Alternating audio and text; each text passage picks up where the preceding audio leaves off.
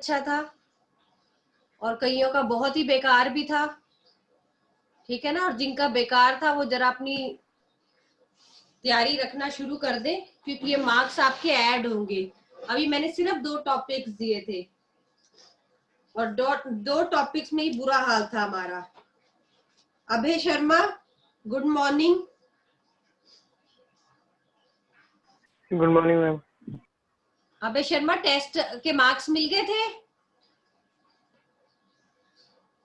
Yes ma'am. कैसा हुआ था टेस्ट?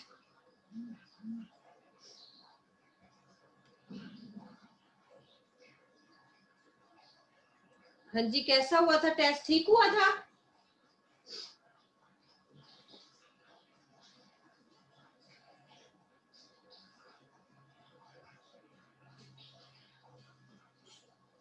और तैयारी करो, अभी प्रैक्टिस करो, ठीक है। हमने प्रिंसिपल्स का चैप्टर इसमें शुरू किया था, प्रिंसिपल्स ऑफ इंश्योरेंस।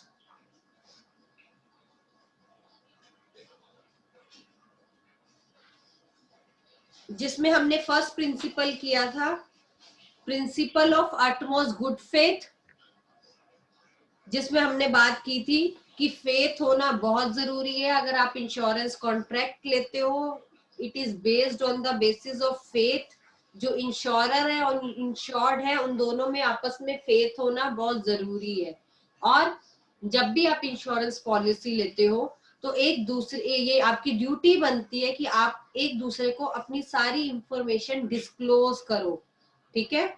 सेकंड था principle of insurable interest. Insurable interest का मीन्स क्या है कि जो भी सब्जेक्ट मैटर ऑफ इंश्योरेंस है, उसमें जो भी पार्टी है उसका कहीं ना कहीं इंटरेस्ट होना चाहिए।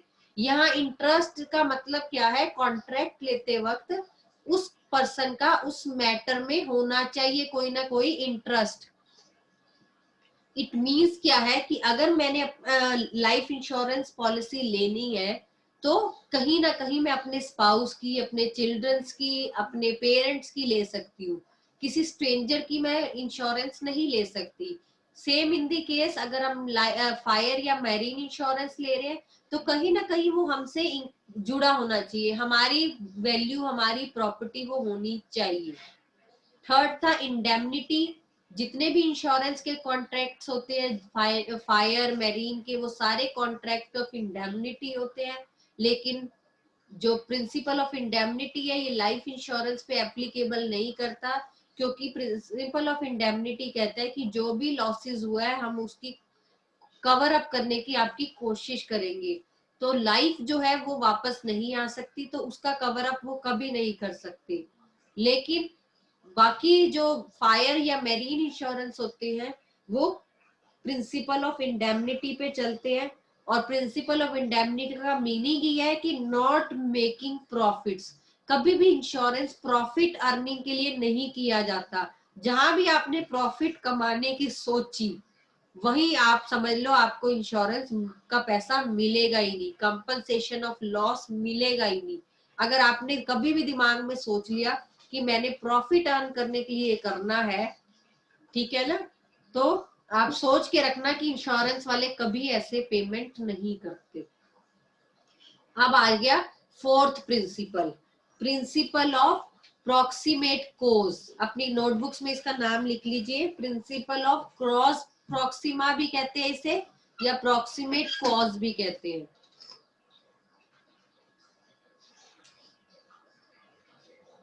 इसका मीनिंग क्या है? कॉज प्रॉक्सिमेट या प्रॉक्सिमेट कॉज का मतलब क्या है कि जब भी आप इंश्योरेंस करवाते हो तो आपको एक पर्टिकुलर रीजन बताना होता है, ठीक है, रिलेटेड टू सब्जेक्ट मैटर।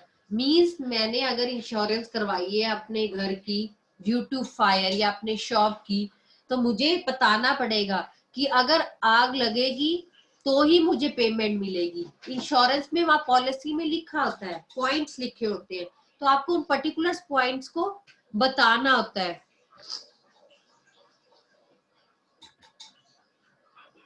ठीक है। वो पर्टिकुलर पॉइंट्स की अगर हम बात करें तो अगर आपने पर्टिकुलर पॉइंट्स मेंशन नहीं किए तो आपको फिर कवर अप कंपनसेशन का मतलब जो भी पैसा होगा वो आपको कवर अप नहीं हो पाएगा। इसका सीधा सा मतलब है कि जो आप पॉलिसी में बताओगे, मैंने बोला अगर फायर से मेरे शॉप को नुकसान होगा तो फिर फायर से ही मिलेगा मुझे, ठीक है ना। मान लो साथ वाली शॉप पे फायर लग गई और मेरी शॉप भी जल गई तो फिर मुझे नहीं मिलेगा। या इसका बड़ा अच्छा एग्जांपल ऐसा है कि मैंने शिप की जो मैरीन इंश्योरेंस होता है वो किसके लिए होता है, शिप्स के लिए होता है। मैंने कहा व्हीट बैग्स जो शिप में जो मेरा सामान आ रहा है ना उसको मैंने पानी से बचाना है कि पानी से खराब ना हो जाए।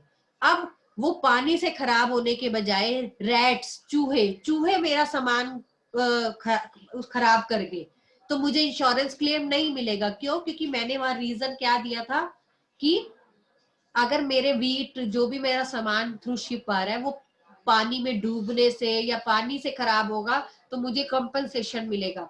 लेकिन ऐसा कुछ नहीं हुआ, शिप आराम से आया, लेकिन पता चला चूहों की वजह से, वो चूहों ने मेरा जो सामान था उसको खराब कर दिया सारा, उससे लॉस हो गया तो इंश्योरेंस क्लेम मुझे नहीं मिलेगा। Clear? Clear? Principle of cross Proxima कहता है कि एप्रोप्रिएट मतलब एक कॉज क्या है, एक कारण दो, आप कारण दो, हम उसी पे लॉस देंगे। अगर वो कारण वो वाला नहीं सही बैठा तो फिर हम लॉस आप नहीं देंगे। हाँ जी,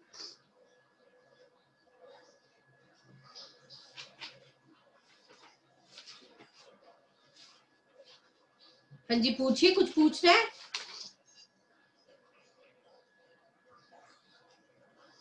इट मीन्स क्या है कि जो लॉस का कारण होगा वही पर्पस ऑफ इंश्योरेंस होगा, ठीक है ना। अगर लॉस का कारण नहीं पता तो पर्पस ऑफ इंश्योरेंस भी नहीं मिलेगा। आप इसके बारे में लिखिए, मैं फिर से एक्सप्लेन करती रहूंगी। According to this principle, according to this principle the cause और reason for the loss, the cause or reason for the loss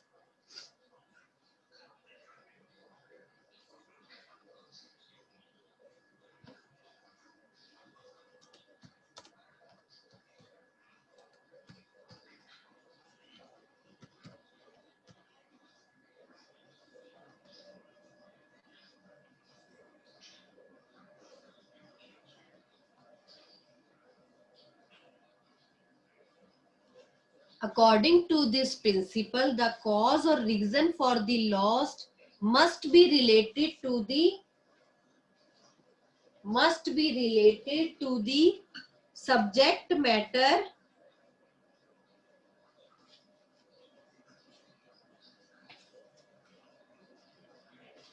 of the insurance contract, of the insurance contract।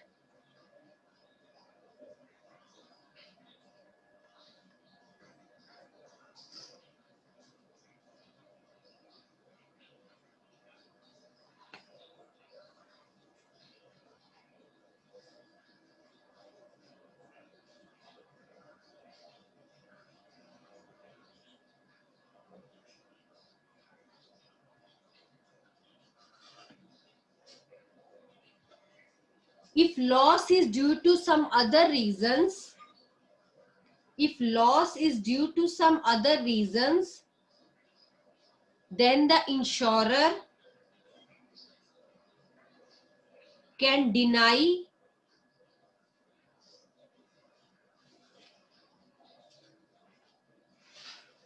to pay the compensation, can deny to pay the compensation।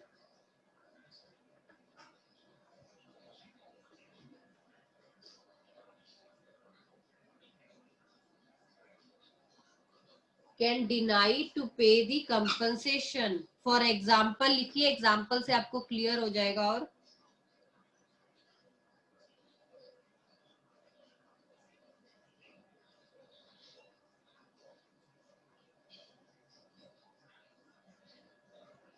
for example, if a person has taken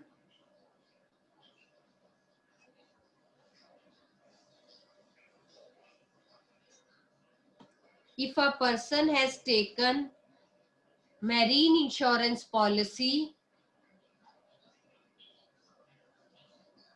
marine insurance policy for sending the wheat bags, for sending the wheat bags,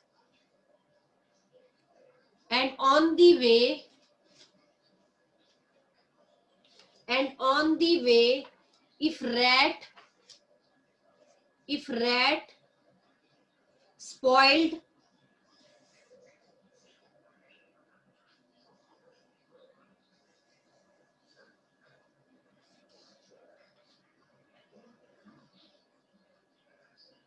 if rat spoiled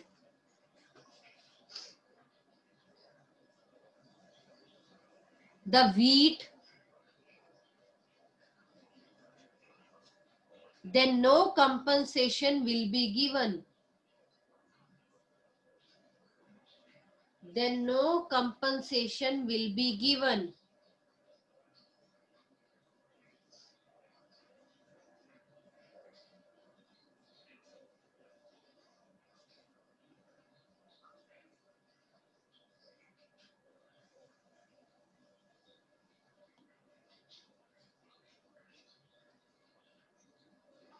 Because marine insurance policy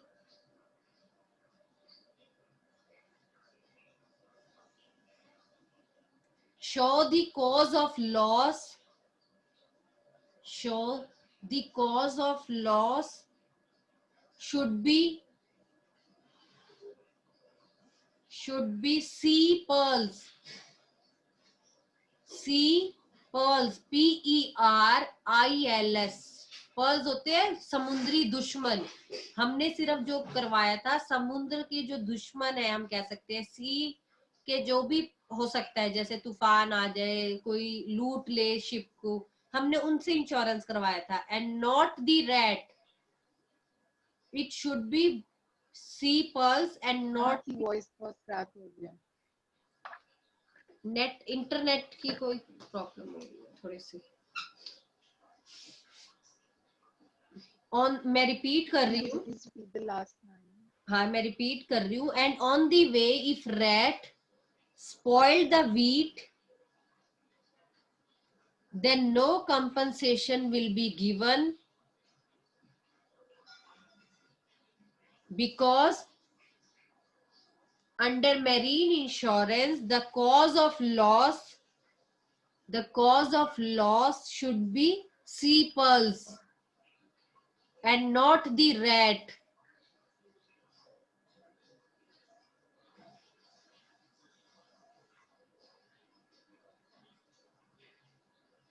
देखो दो reasons है, हमने जो insurance करवाया वो करवाया C Perl से, मतलब जो सी में जो भी एनिमीज होते हैं, चाहे वो वाटर से हो चाहे वो लोगों से हो, क्योंकि आपने देखा है जो उस पॉइंट पे कई लोग होते हैं जो शिप को लूटते हैं, कई तरह के लोग होते हैं।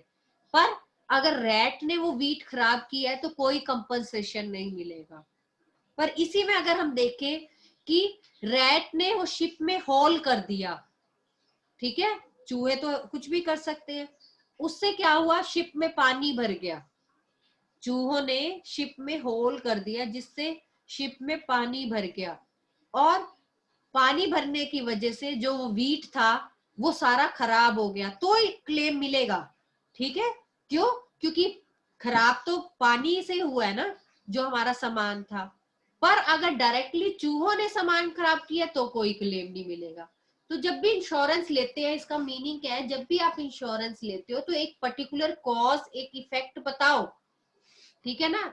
अगर मान लो 3-4 रीजंस के वजह से है, तो जो रीजन हमने लिखवाया था इंश्योरेंस लेते वक्त, कॉन्ट्रैक्ट लेते वक्त, तो उसी की वजह, उसी से ही मिलेगा जो नुकसान होगा, ठीक है ना। नहीं तो कोई आपको कंसीडरेशन, मतलब कोई मनी आपको नहीं मिलेगा, आपको कोई क्लेम नहीं मिलेगा। मीन सिंपल सी बात है, जो कारण लिखवाओगे उसी से मिलेगा। मैंने कहा मेरे घर में अगर चोरी होगी तो मुझे इंश्योरेंस करवानी है, पर अब चोरी मैंने किससे लिखवाई थी, किसी बाहर वाले से। अगर घर का ही कोई चोरी कर लेगा फॉर एग्जाम्पल, तो थोड़ा ना क्लेम मिलेगा। ठीक है ना, तो रीजन हमें देना पड़ेगा। ऐसी फायर का है, मैंने कहा आग लगेगी तो मुझे फायर इंश्योरेंस मैंने करवा लिया, लेकिन मुझे इतनी बार वो वार्निंग्स देके गए थे इलेक्ट्रिसिटी डिपार्टमेंट से कि आपकी वायर्स खराब है, आप इसको ठीक करवा लो, ये कभी भी शॉर्ट सर्किट होता है, पर मैंने इग्नोर किया। मैंने कहा मैंने तो इंश्योरेंस ले ही रखा है, मैंने उसमें रीजन दे रखा है, तो फिर भी क्लेम नहीं मिलेगा। तो वो जो इंश्योरेंस पॉलिसी वाले होते हैं वो हर एक पॉइंट को अच्छी तरह आइडेंटिफाई करते हैं, उसके बाद आपको क्लेम देते हैं, पैसा देते हैं। तो कहीं ना कहीं आपको कारण पहले पॉलिसी लेते वक्त बताना पड़ेगा कि अगर इस कारण हुआ तो मुझे कंपनसेशन मिलेगा। ठीक है, अगर आपको ये भी रीजन दे दूं, मैं वो भी रीजन दे दूं, मैं सारे रीजन डाल दूं, तो इससे क्या होगा, आपका प्रीमियम का रेट बढ़ जाएगा, बस और कुछ नहीं होगा। जो जो आप रीजन लिखवाते रहोगे आपको क्लेम मिल जाएगा बाद में। नेक्स्ट आ जाएगा principle of subrogation. Fifth principle आ जाएगा principle of subrogation. Note down कर लीजिए, principle of subrogation.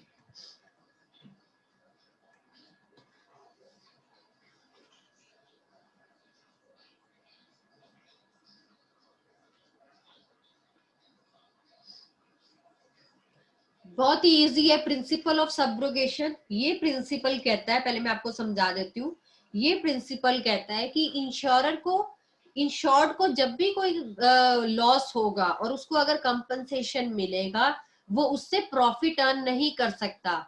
Means for example, मैंने लाइफ इंश्योर मैंने फायर इंश्योरेंस करवाई है, ठीक है, और मेरा घर जल गया, उन्होंने देखा कि मेरा जितना घर जला, उन्होंने मेरे को डैमेज का जितना कंपनसेशन था वो पे कर दिया, लेकिन बाद में मैंने देखा कि ये भी सामान मुझे अंदर से मिल रहा है, ठीक पड़ा है, ये भी सामान ठीक पड़ा है, और मैंने क्या किया, वो सामान को बेच दिया और उससे प्रॉफिट अर्न हो गया, ऑब्वियस है पैसा कमा लिया मैंने उसको बेचने से, वहां से मैंने पूरा कंपनसेशन ले लिया इंश्योरेंस से, और अब मुझे थोड़ी थोड़ी जो डैमेज प्रॉपर्टी है मैंने उनको बेच बेच के मैं प्रॉफिट अर्न कर रही हूँ। तो इंश्योरेंस पॉलिसी कहती है कि अगर आपको कंपनसेशन का अमाउंट मिल चुका है, तो अगर आप कोई भी डैमेज प्रॉपर्टी को सेल करते हो तो उससे जो भी इनकम अर्न होगी वो किसको जाएगी, इंश्योरेंस पॉलिसी वालों को जाएगी। मींस वो अब आपकी प्रॉपर्टी नहीं है, आपको उसके हिस्से का कंपनसेशन मिल गया है।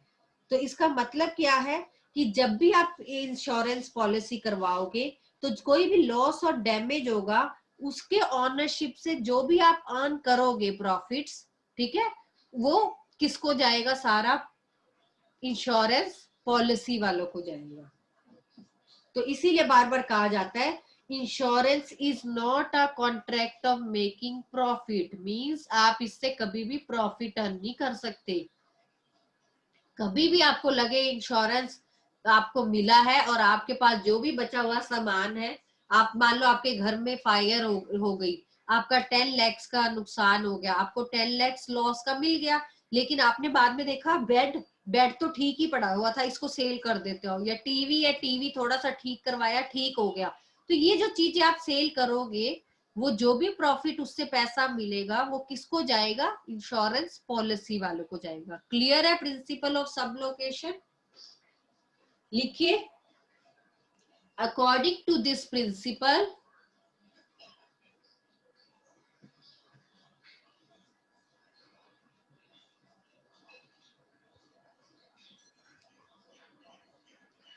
according to this principle, when the insured is compensated, when the insured कौन है, जिसने इंश्योरेंस करवाई है, ध्यान रखना है बार बार। according to this principle, when the insured is compensated for the loss or damage to the property,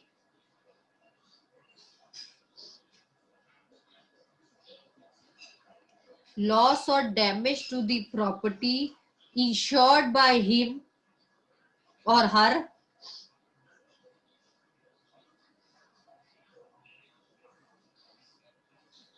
the right of ownership, the right of ownership of such property,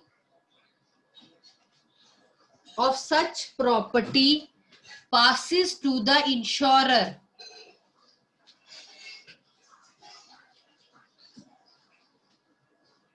passes to the insurer.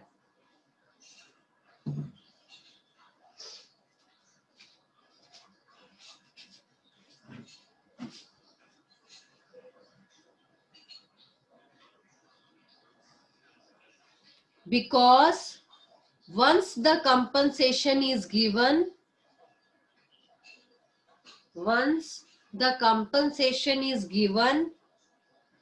later on, if insured realizes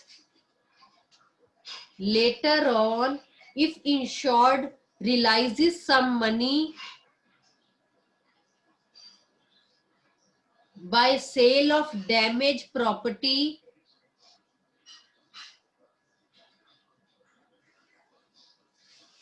then he will bring profit that will bring profit for him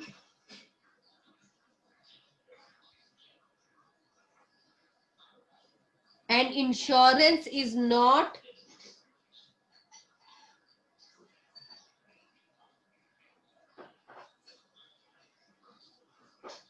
a contract of making profit.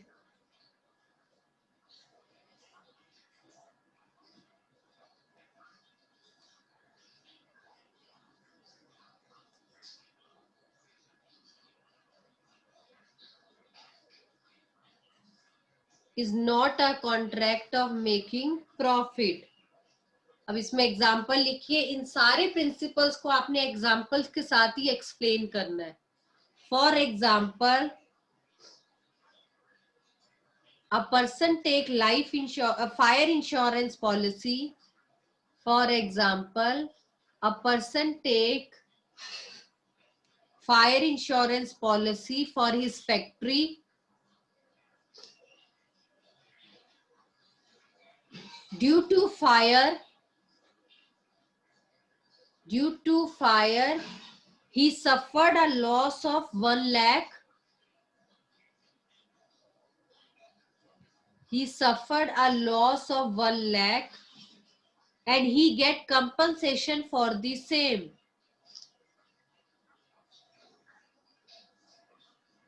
And he get compensation for the same.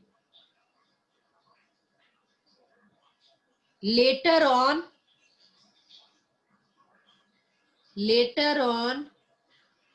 half burnt goods, half burnt मतलब आधे जले हुए, half burnt goods were sold for 10,000.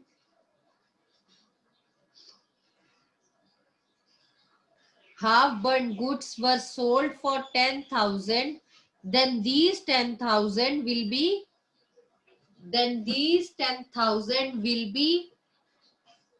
kept by insurance company and not by insured. And these can be kept by insurance company and not by the insured. क्यों नहीं वो रख पाएगा? Because he already received the full compensation. उसको 1 लाख का damage हुआ था, उसको 1 लाख मिल गए. और अगर उसने वो सारा थोड़ा थोड़ा हिस्सा बेच के 10,000 कमाया है तो वो किसको देगा? इंश्योरेंस कंपनी को देगा. खुद नहीं रख सकता. क्यों? क्योंकि वो ऑलरेडी ले चुका है.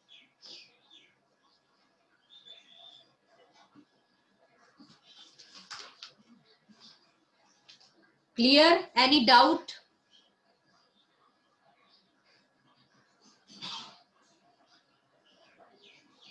हाँ जी, any doubt?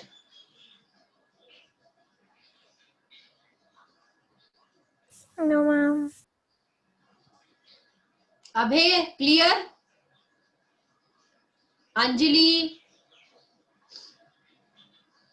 Yes, ma'am.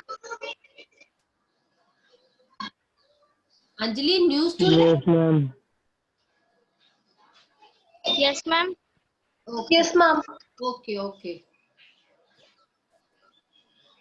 मैं रिपीट कर लेती हूँ. अभी हमने दोनों जो प्रिंसिपल्स किए हैं. फर्स्ट हमने किया कॉज प्रॉक्सिमा मींस कि जो एप्रोप्रिएट रीजन होगा आपको उसी का ही लॉस मिलेगा। इंश्योरेंस कंपनी दूसरे चीजों पे लॉस नहीं देगी, दूसरे डैमेज पे लॉस नहीं देगी। जो रीजन आप लिखवाओगे अगर उसी से ही लॉस होगा तो वही आपको मिलेगा। दूसरा भी हमने किया प्रिंसिपल ऑफ सब्रोगेशन। ये प्रिंसिपल कहता है कि जो इंश्योरेंस क्लेम है उससे प्रॉफिट अर्न नहीं करना चाहिए। आपको अगर एक बार कंपनसेशन मिल चुका है और अगर आप बाकी अनडैमेज जो हुई है या हाफ बर्न्ट प्रॉपर्टी है उसको सेल करते हो और उससे जो भी अर्न करते हो वो आपको वापस इंश्योरेंस कंपनी को देना पड़ेगा। और अगर आप ऐसा नहीं करते तो वो आपसे आके क्लेम कर सकते हैं, अगर उनको कहीं से भी पता चल जाए, ठीक है ना, तो वो आपसे क्लेम लेने आ सकते हैं। नेक्स्ट आ जाएगा प्रिंसिपल ऑफ कॉन्ट्रीब्यूशन। इसका नाम ही कॉन्ट्रीब्यूशन है, मतलब ये कॉन्ट्रीब्यूट कोई बात होगी, इसमें कॉन्ट्रीब्यूशन से रिलेटेड होगी।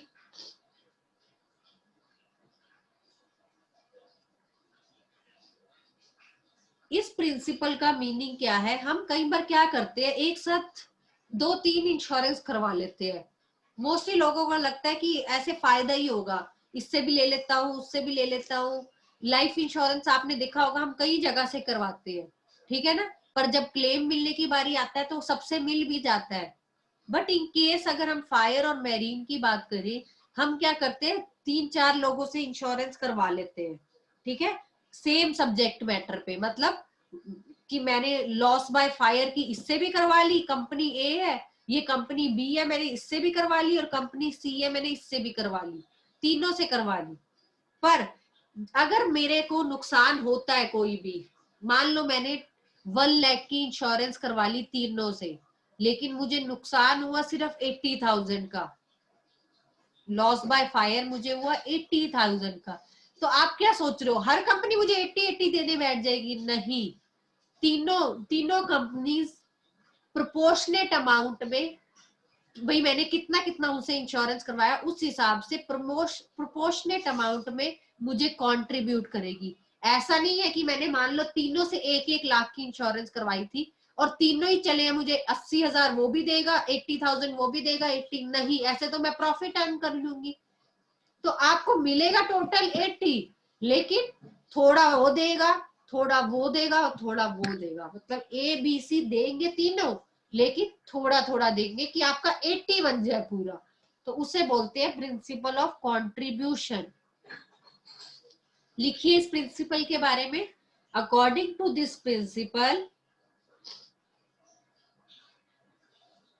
If a person has taken, according to this principle,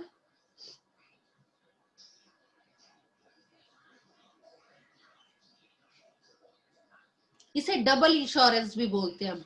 मैंने इससे भी करवा लिया, उससे भी करवा लिया, इससे भी करवा लिया, मतलब एक से ज्यादा करवा लिए ना insurance. According to this principle, if a person has taken more than one insurance policy for the same subject matter, same subject matter मतलब सेम चीज के लिए मैंने 2-3 इंश्योरेंस करवा ली, for same subject matter, then all the insurers, यहाँ insurance कौन है, इंश्योरेंस कंपनी को बोल रहे हैं, then all the insurance will contribute the amount, will contribute the amount of loss and compensate him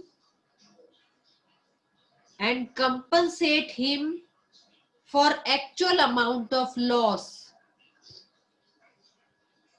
and compensate him for actual amount of loss.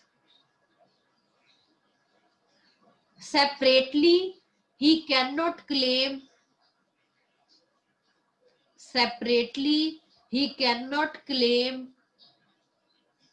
total loss from each insurers. Total loss from each insurers.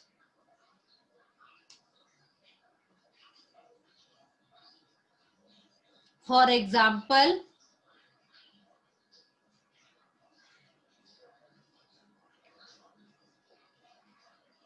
A person gets his house insured against fire. For example, a person gets his house insured against fire for 1 lakh,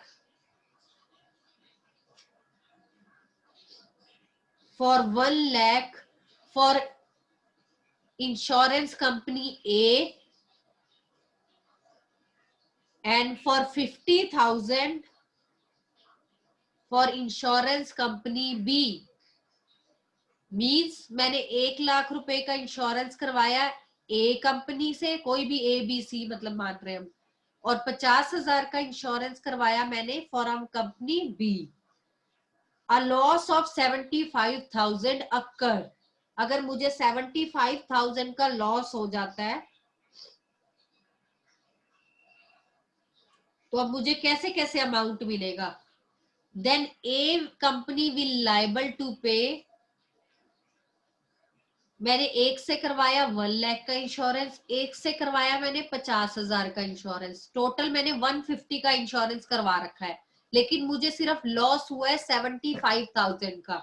अब इसका ये मतलब नहीं है कि जिससे 1 लाख का करवाया वो भी 75 दे और जिससे सिर्फ 50 का करवाया था वो भी 75 दे. नहीं, हमने पहले ही कहा कि मिलेगा 75. अब बात आती है कि कंपनी ए कितना मुझे देगी और कंपनी बी कितना देगी मुझे, उसको निकालने का तरीका है. ऐसे नहीं कि चलो तू इतना दे दे और तू इतना दे दे, नहीं. पहले लिखिए. Than company A will pay 50,000 and company B will pay 25,000. 50,000 A company देगी, 25,000 बी इंश्योरेंस वाली कंपनी देगी. क्यों देगी, इसके पीछे रीजन है, हम इसको निकालेंगे फॉर्मूले से. फॉर्मूला क्या होता है, लिख लीजिए अपनी नोटबुक्स में. Sum assured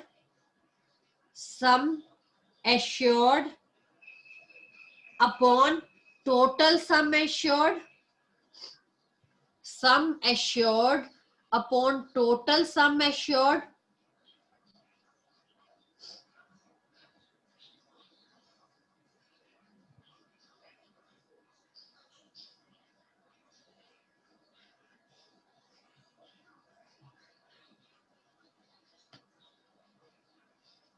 multiply actual loss. Multiply actual loss, इसका मीनिंग क्या है, पहले हम कंपनी ए का निकालते हैं. मैंने लिखवाया सम एश्योर्ड. कितना हमने कंपनी ए से इंश्योरेंस करवाई थी, 1 लाख की. 1 लाख डिवाइड बाय 1,50,000, टोटल वाला लिखेंगे. मल्टीप्लाई कितना लॉस हुआ हमें, 75,000 का. अब इसको सॉल्व करो तो आ जाएगा 50,000.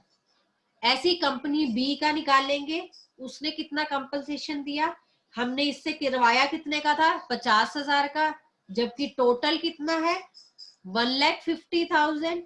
मल्टीप्लाई क्या करेंगे, 75,000 का जो लॉस हुआ है, फिर इसको सॉल्व करेंगे तो क्या आ जाएगा, 25,000 आ जाएगा. तो ऐसे ही निकालना है. अगर 3 कंपनीज होती तो तीनों का अलग अलग निकालते. मींस जिस कंपनी से जितना इंश्योरेंस करवाया था हमने वो ऊपर लिखना है, जो टोटल इंश्योरेंस था वो नीचे लिखना है, मल्टीप्लाई कर देना जितना आपको लॉस हुआ है, फिर पता चल जाएगा कौन कितना कितना कंट्रीब्यूट करेगा. क्लियर है, सबने निकाला. 1 लाख डिवाइड बाय 1,50,000 मल्टीप्लाई 75,000, तो क्या निकल के आया, रिया निकाला आपने, कितना निकल के आया. Yes, ma'am. 50,000. ऐसी बी कंपनी का निकालो. 50,000 डिवाइड बाय 1,50,000 मल्टीप्लाई 75,000. जब इसको सॉल्व करेंगे तो ये आ जाएगा 25,000. तो हो गया ना टोटल 75. कंपनी ए ने भी दे दिया अपनी तरफ से प्रोपोर्शनेट निकाल के, प्रोपोर्शनेट निकाला हमने, ऐसी कंपनी बी ने भी निकाल के दे दिया. तो प्रिंसिपल ऑफ कंट्रीब्यूशन कहता है कि आपको जितना लॉस है आपको मिल जाएगा, ठीक है, पर उतना ही मिलेगा जितना लॉस हुआ है. Excuse me, ma'am. Double. I can't hear you properly. Okay I am repeating कि प्रिंसिपल ऑफ कंट्रीब्यूशन कहता है कि person can take double insurance but he will get the actual amount of loss only. Means चाहे आप जितना मर्जी insurance double करवा लो, 2-3 companies के साथ आप करवा लो, लेकिन पेमेंट आपको पूरा मिलेगा, लॉस जितना हुआ है, लेकिन सब अपना अपने हिस्से का कंट्रीब्यूट करेंगे, प्रोपोर्शनेट निकाल के देंगे. बट इसमें लास्ट लाइन एक लिख लो, this principle is not applicable for life insurance policy. This principle is not applicable. Ma'am आपकी आवाज ब्रेक हो रही है. This principle is not applicable for life insurance policy. Life